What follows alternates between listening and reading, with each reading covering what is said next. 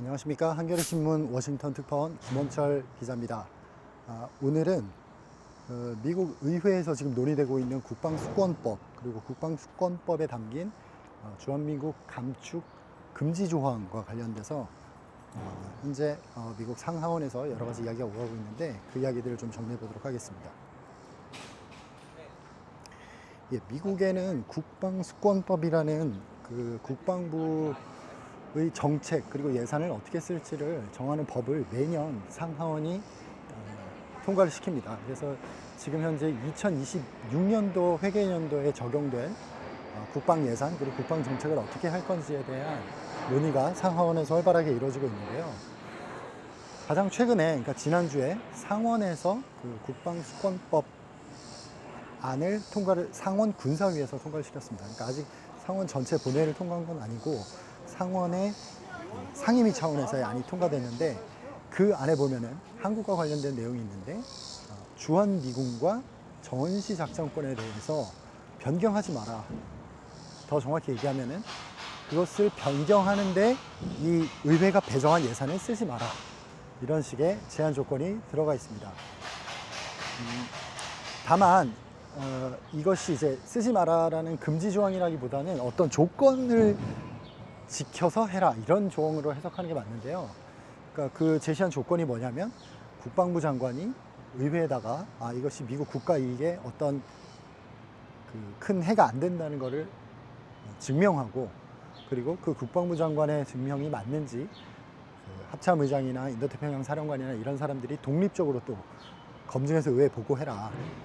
그러니까 좀 꼼꼼하게 따져보고 해라 이런 이야기입니다. 그래서 이것이 의회 승인을 받는 조항은 아니고요.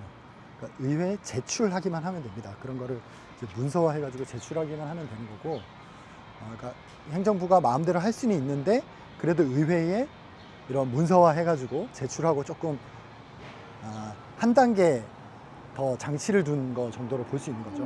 행정부가 마음대로 독단적으로 하기 전에 의회에 그래도 보고해라. 이 정도 조항으로 볼 수 있고요. 일단 상원에서 그런 내용으로 통과가 됐고 지금 하원에서는 지금 여기 현지 시간이 7월 15일 오후 2시 15분인데 제가 지금 통과가 됐는지 확인을 못했는데 하원에서 다루는 그 초안에는 그런 내용이 없었고요. 근데 아마 오늘 혹은 내일 그 표결에 하원 군사위에서 그 국방수권법이 표결에 붙여질 텐데 거기에 상원과 같은 조항이 수정안으로 제시가 되었고 그래서 그 부분이 최종안에 하원 군사위 최종안에 포함될지를 지금 확인을 해봐야 되는 상황입니다. 그래서 만약에 하원과 상원에서 그런 내용들이 들어간 채로 각각의 본회의를 통과하면 이제 그 상원과 하원의 본회의를 통과한 국방수권법이 뭐 조금씩 문항이 다를 거기 때문에 그걸 다시 조정위원회를 열어가지고 그 문안을 조정해서 각각 상하원에서 다시 통과시키면 최종적으로 미국의 2026년도 국방수권법이 만들어지게 되는 그런 과정입니다. 그래서 여기에 그 어쨌든 병력 그리고 전시작전권 관련해서 어쨌든 의회 차원에서 일종의 견제장치가 들어간 셈인데요.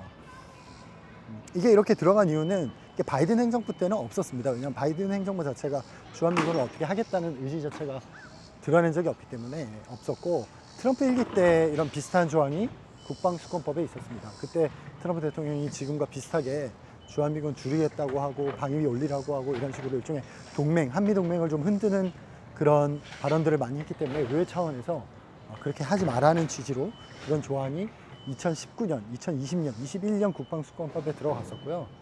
이번에 2026년 국방수권법에도 그런 취지의 조항들이 들어갈 가능성이 있습니다. 현재 조금씩 절차를 밟고 있다고 제가 설명을 드렸고요.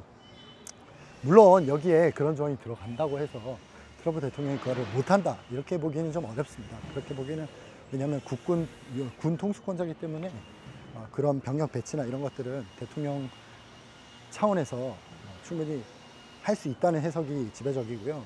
다만 어쨌든 의회 의지를 이렇게 드러낸다는 데 있어서 의미가 있다 이렇게 볼 수 있겠습니다. 그래서 주한미국 감축과 관련해서는 지금 그런 흐름으로 흘러가고 있고 근데 주한미군 관련해서 또 감축만 있는 게 아니라 방위비 문제도 있고요. 그리고 전략적 유연성, 즉 주한미군의 역할과 임무를 어떻게 규정할 것인가 하는 이 문제도 있고요. 그리고 하나 더 나아가서 전시작전권. 이건 뭐 주한미군 문제는 아닙니다만 우리 군까지 엮여 있는 이야기죠. 전시작전권을 한국에 넘길 거냐, 이 문제까지 여러 가지 문제들이 지금 트럼프 대통령과 한국 정부 사이에서 관세 협상까지 맞물려서 굉장히 크게 지금 돌아가고 있는 상황입니다. 상황이 너무 복잡하기 때문에 조금 무리를 해서라도 간단하게 세 가지로 정리해 보면은, 그 방위와 관련해서는 주한미군의 축소, 그리고 주한미군의 유연성, 즉 역할, 그리고 방위비, 이렇게 세 가지로 나눠볼 수 있을 것 같습니다. 그래서 이 세 가지를 어떻게 갈래를 타야 하는가에 대해서 여러 의견이 있는데, 오늘 소개해드릴 의견은 뭐 일부 전문가 의견이기 때문에 이게 정답이다 이렇게 얘기할 수는 없고, 다만 이런 의견도 있다 정도로 이해해 주시면 좋을 것 같습니다.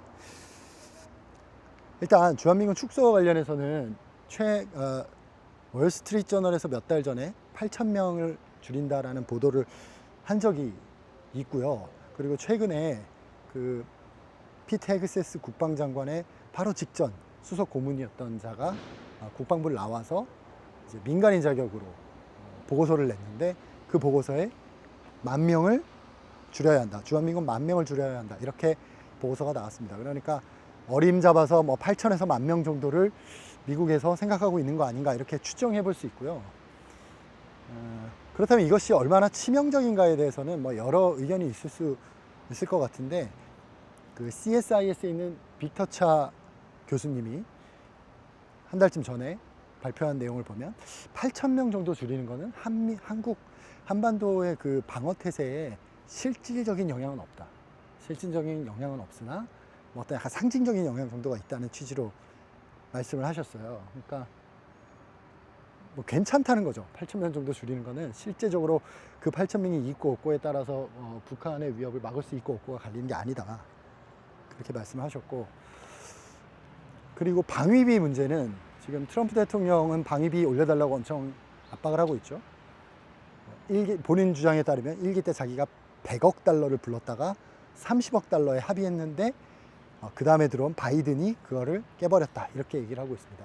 지금 우리가 부담하고 있는 방위비가 뭐 정확하지는 않지만 10억 달러 정도라고 생각하시면 될 것 같고요.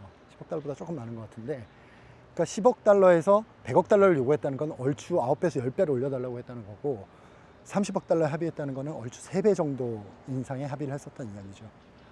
그래서 막 이번에도 굉장히 올려달라고 요구를 할 것이고, 그 수준은 뭐 1기 때 요구했던 100억 달러에서 30억 달러, 뭐 그런 숫자들을 참고해서 그냥 생각을 해보면 될 것 같고요. 그리고 마지막 세 번째가 전략적 유연성입니다. 전략적 유연성이라는 거는 그 주한미군이 한반도 지키는 데만 이제 임무를 갖는 게 아니라 이 동북아의 여러 분쟁에 활동할 수 있게, 이 유연하게 임무를 수행할 수 있게 임무를 재설정하자, 이런 이야기입니다. 쉽게 얘기하면. 그럼 이 세 가지 중에 자, 방위비는 돈의 문제죠. 돈의 문제이기 때문에 물론 큰 돈이지만 1조냐 10조냐, 이제 트럼프 대통령의 맥시멈 요구치를 보면 100억 달러이기 때문에 10조가 좀 넘는 돈인데 굉장히 큰 돈이지만 어쨌든 돈만 있으면 해결할 수 있는 문제고요.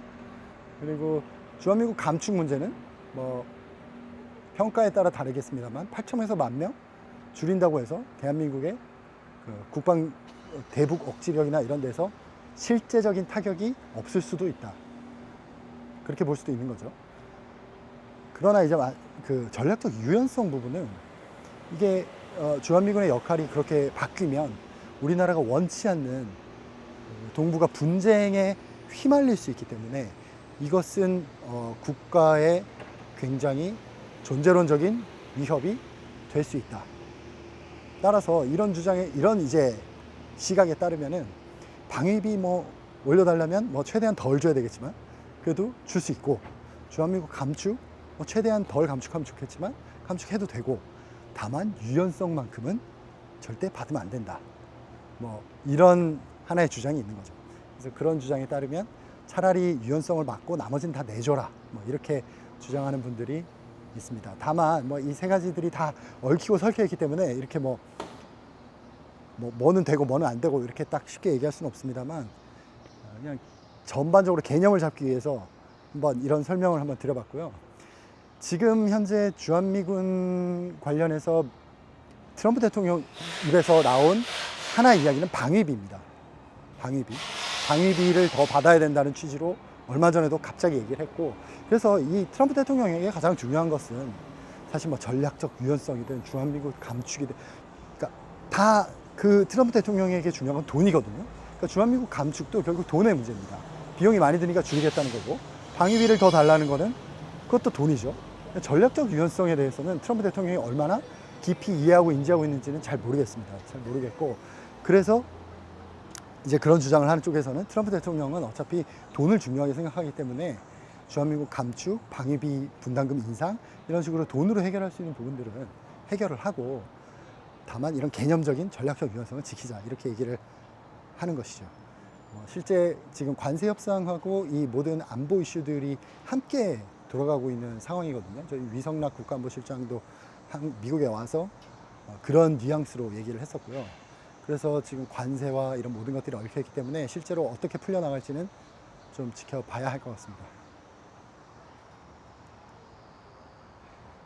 예, 지금 한미 간의 뭐 관세뿐 아니라 방위비 분담금까지 테이블에 올라와서 굉장히 큰, 어떻게 보면 한미동맹 전반에 대한 재조정, 재설정이라는 개념까지 들어온 판이 지금 벌어져 있거든요. 그래서 앞으로 관세 마감 기한이 8월 1일인데 그 전까지 어떤 큰 틀의 합의가 나올 수 있을지 한번 지켜봐야 될 것 같습니다. 오늘 소식 여기까지고요. 예, 다음 시간에 또 다른 이야기로 찾아뵙겠습니다. 감사합니다.